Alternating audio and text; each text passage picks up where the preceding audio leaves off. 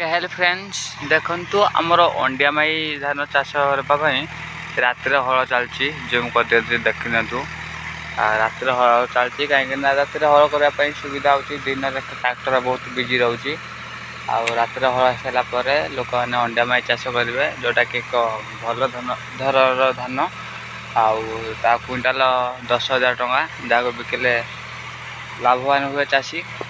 आप देखा तो किपर हल हो सो चैनल को सब्सक्राइब कर दिंतु किपर आमर ट्रैक्टर पाखु आउची देखंतु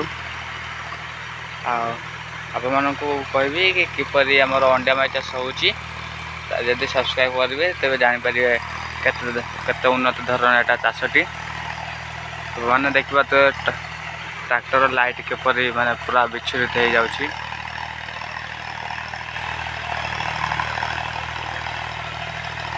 Wow, awesome. So guys, thank you for watching this amazing video.